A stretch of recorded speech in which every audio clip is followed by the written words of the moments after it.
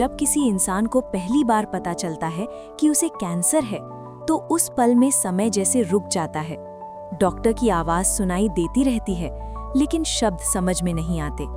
दिमाग में सिर्फ एक ही सवाल घूमता है, अब आगे क्या? कैंसर सिर्फ एक बीमारी नहीं है, ये डर है, अनिश्चितता है और एक लंबी लड़ाई है, मरीज के लिए भी और उसके परिवार के लिए भी। नमस्कार दोस्तों, स्वागत है आपका हमारे चैनल करंट वर्ल्ड इन्फॉर्मेशन में। दुनिया भर में हर साल करोड़ों लोग इस बीमारी का सामना करते हैं।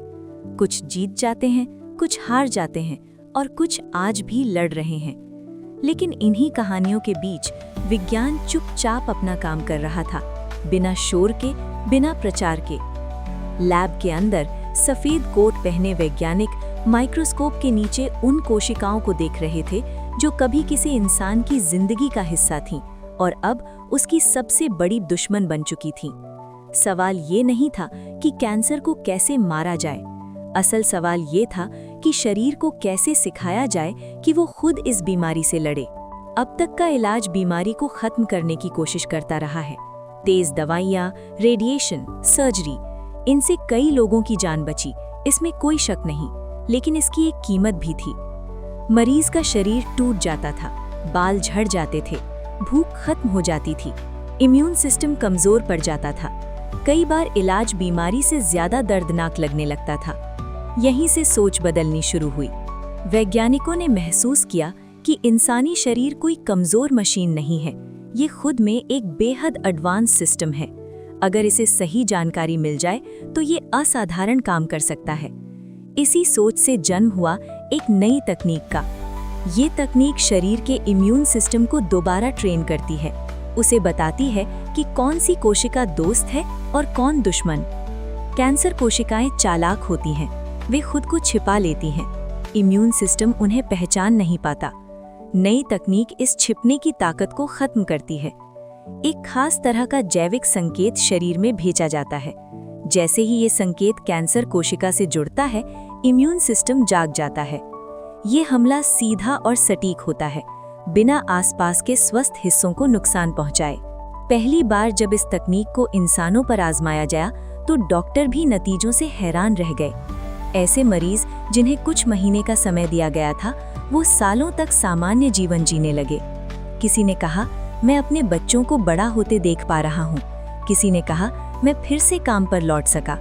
ये सिर्फ मेडिकल रिजल्ट नहीं थे, ये जिंदगी की वापसी थी। धीरे धीरे ये साफ होने लगा कि ये तकनीक सिर्फ कैंसर तक सीमित नहीं रहेगी। ऑटो इम्यून बीमारियां, जहां शरीर खुद को ही नुकसान पहुंचाता है, वहां भी यही सिद्धांत काम कर सकता है।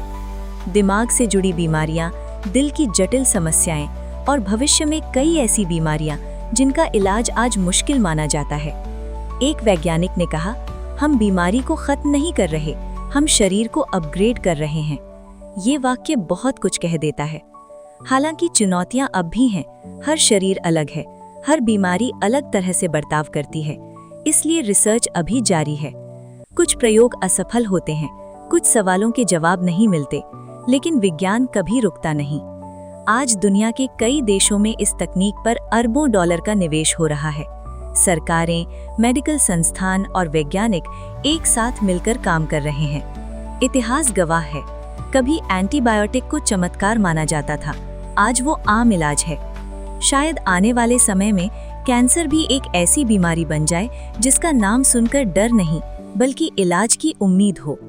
आज ये तकनीक एक उम्मीद है, कल ये हकीकत बन सकती है। और अगर आप या आपका कोई अपना किसी गंभीर बीमारी से जूझ रहा है, तो याद रखिए, दुनिया ने हार नहीं मानी है। विज्ञान आज भी आपके लिए काम कर रहा है, चुपचाप, लगातार, पूरी ईमानदारी से।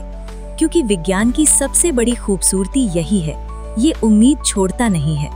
अगर आपको ऐसी जानकारीपूर्ण और सकारात्मक डॉक्यूमेंट्री पसंद आती हैं, तो हमारे चैनल करंट वर्ल्ड इन्फॉर्मेशन को सब्सक्राइब जरूर करें, वीडियो को लाइक करें और इसे शेयर करें ताकि ये जानकारी ज़्यादा से ज़्यादा लोगों तक पहुंच सके। धन्यवाद। फिर मिलेंगे एक नई उम्मीद के साथ।